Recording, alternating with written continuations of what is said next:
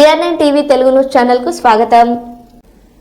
కాకినాడ సుందరయ్య భవనంలో CITU ఆధ్వర్యంలో transport కార్మికుల సమస్యలపై రౌండ్ టేబుల్ సమావేశం జరిగింది. హిట్ అండ్ రన్ చట్టం కార్మికులకు అన్యాయమని నేతలు విమర్శించారు. ఫిట్నెస్ చెకింగ్ ప్రభుత్వమే నిర్వహించాలని, కార్మికుల కోసం సంక్షేమ బోర్డు ఏర్పాటు చేయాలని డిమాండ్ చేశారు.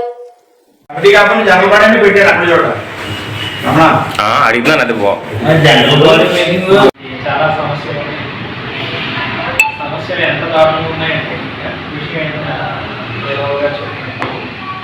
మన రంగాన్ని కార్పొరేట్ రంగానికి అప్పచెప్పాలి. దానిలో భాగంగానే ఫీజులు, పరివాహం, లేకపోతే ఇన్సూరెన్స్. కాకినాడలో 2000 ఆటోలు ఉన్నాయంట. 2018 కూడా ఏదో ఒక సంస్థ లక్ష్యం. ఆ లక్ష్యంలో ఈరోజు ఏం చేయాలి, రేపు ఏం చేయాలి, ఎల్లుండి ఏం చేయాలి అనేది అంచెలంచెలుగా అన్ని తీసుకోవాలి. స్వాతంత్రానికి ముందు నుండి భారత కార్మిక వర్గం ఎన్నో పోరాటాలు, ఉద్యమాలు, త్యాగాలతో అనేక కార్మిక చట్టాలను సాధించుకోవడం జరిగింది. ఈ చట్టాలను పటిష్టంగా అమలు చేయాల్సింది పోయి ఈ చట్టాలను మొత్తం నిర్వీర్యం చేస్తూ కేంద్ర BJP ప్రభుత్వం 4 లేబర్ కోడ్లు తీసుకొచ్చి నవంబర్ 21న నోటిఫికేషన్ కూడా జారీ చేశారు.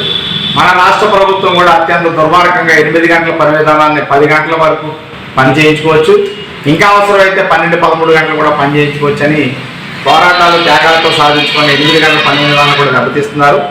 ఈ నేపథ్యంలో కార్మిక హక్కులు నిలబెట్టుకోవడానికి లేబర్ కోడ్లు రద్దు చేయించి కొత్తగా కొన్ని హక్కులు సాధించుకోవడానికి ఫిబ్రవరి 12న దేశవ్యాప్త సార్వత్రిక సమ్మె జరుగుతోంది. ఈ సమ్మెలో ట్రాన్స్పోర్ట్ రంగం కార్మికులందరినీ పాల్గొనాలని విజ్ఞప్తి చేస్తున్నాం. ఎందుకంటే వ్యవసాయం తగ్గిపోతున్నది. ఈ నేపథ్యంలో ట్రాన్స్పోర్ట్ రంగం మీద ఆధారపడి జీవనం సాగించే వారి సంఖ్య పెరుగుతుంది.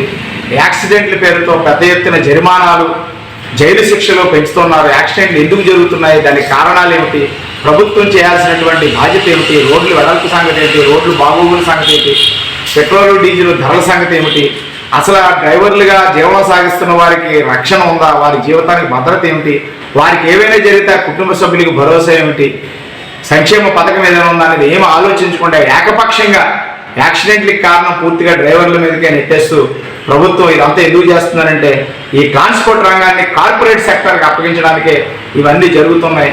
ఈ విధానాన్ని కూడా అడ్డుకోవడం కోసం ట్రాన్స్పోర్ట్ రంగ కార్మికులు ఫిబ్రవరి 12వ తేదీన జరిగే దేశవ్యాప్త సార్వత్రిక సమ్మెలో భాగస్వాములు కావాలని CIT తరఫున విజ్ఞప్తి చేస్తున్నాం. కాకినాడ నగరంలో ఉన్న సకల రంగాల ట్రాన్స్పోర్ట్ డ్రైవర్లు, వానర్లంతా కూడా సమ్మె చేసి ప్రభుత్వానికి ఒక హెచ్చరిక జారీ చేయాలని, ఫిబ్రవరి 12వ తేదీ ఉదయం 10 గంటలకి Kakinada main road head post office నుంచి జిల్లా కలెక్టర్ కార్యాలయం వరకు జరిగే భారీ ప్రదర్శన సభల్లో ప్రతి ఒక్కరూ తమ యూనియన్ బ్యానర్తో భాగస్వాములు కావాలని విజ్ఞప్తి చేస్తున్నాం.